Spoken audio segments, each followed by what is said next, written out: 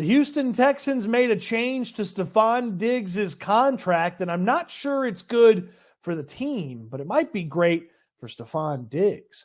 Welcome into the channel. I'm Cody Stoots. Let's talk about the Texans and Stefon Diggs as the contract adjustment chops off the final 3 years of Diggs' contract, gets him a little bit of what was supposed to be some guaranteed money pushed into this year, and puts a for sure expiration date on the relationship with Stefon Diggs. So the Texans altered the contract that he had, which ultimately had 3 years of roughly non-guaranteed money. He had a little bit of cash that could have been guaranteed. The Texans moved that up to this year, and now Diggs will play 2024 on a 1-year deal worth just over $20 million for the Texans, lopping off any sort of commitment the Texans have to him at the end of 2024. And I don't like this for the Texans. Part of the joy of the addition of Stefon Diggs was seeing how in his final few years here as a productive wide receiver, he's doing it in a Texans uniform. And I felt like the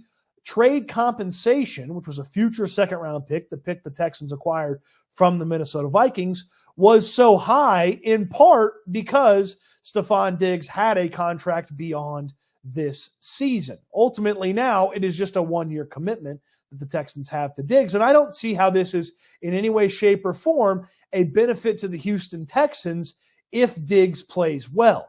If he plays really well, he's going to hit free agency, because I don't believe the Texans would franchise tag him.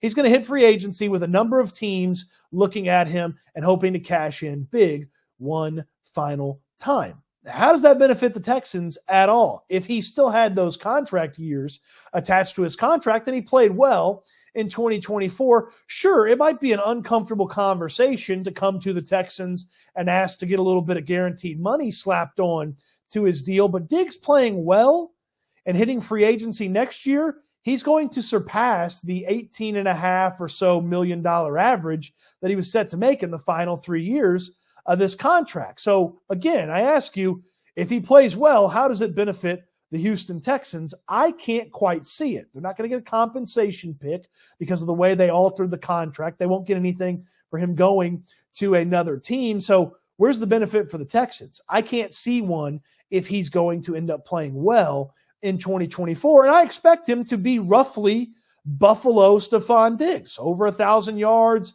6 to 9 touchdowns, something of that nature. I don't expect some big drop-off in his production. Maybe a slight tick down, but still a productive wide receiver nonetheless.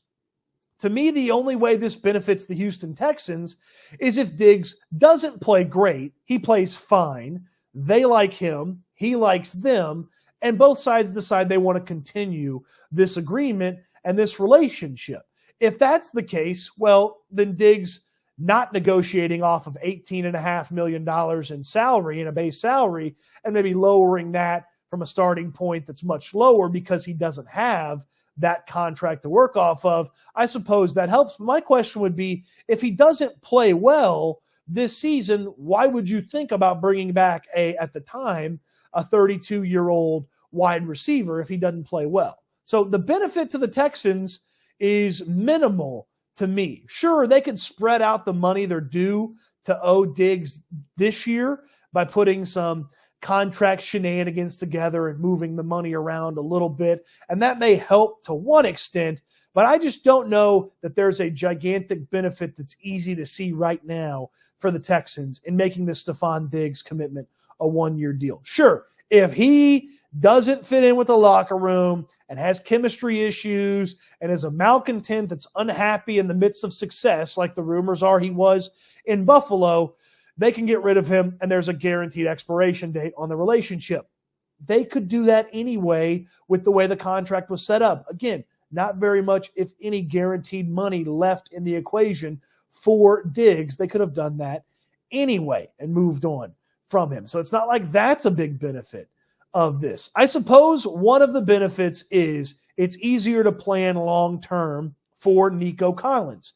I still believe Nico Collins and re-signing him should be something the Texans are exploring, finding out how much it costs, and if the deal's right for both sides, getting that deal done. And now with Diggs for sure having an expiration date as it stands right now while he's with the Texans. You got to make sure Nico's under contract. A year ago, shaky wide receiver position. This year, one of the best 1-2-3s in all of football. A year from now, if Diggs is a free agent and Nico Collins is set to be a free agent, and we don't think the Texans like using the franchise tag, all of a sudden the wide receiver room gets a little bit shaky and you don't feel great about the situation. So extending Nico Collins, understanding the money and the financial commitment to Diggs for this year and how much money will be committed in the coming years as they spread out the cap hit, so on and so forth. That does help with the Nico Collins conversation and situation. It was a little bit more difficult to see how Nico fits in with Diggs making his money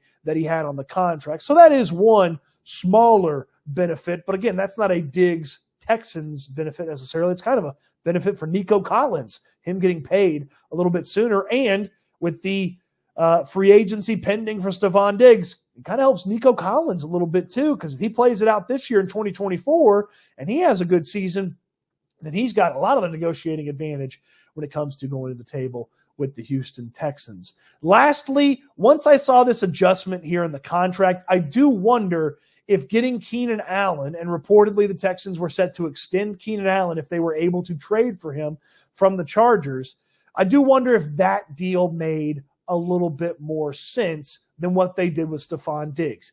They're not exactly the same type of wide receiver. Diggs has more top-end potential.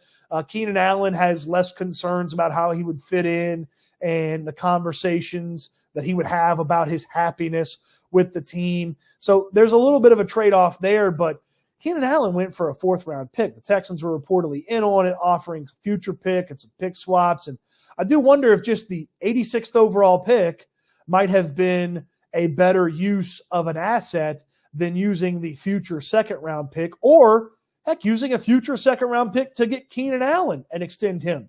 I kind of would have been okay with that standpoint than just the future second to get Stefon Diggs in the building for just one season. I do wonder if the Keenan Allen deal makes a little bit more sense in hindsight now, knowing that they did this to the Diggs contract. Ultimately, if Diggs plays really, really well in 2024, we may not care that much about what the contract situation is and what Stefon Diggs is and where he's playing in 2025. You can't worry about 2025 to get through 2024, and certainly on a one-year deal with the conversations swirling about his character and chemistry with teammates, you would think that this makes sure Stefon Diggs is on his P's and Q's and getting TDs. That's a lot of letters there for you.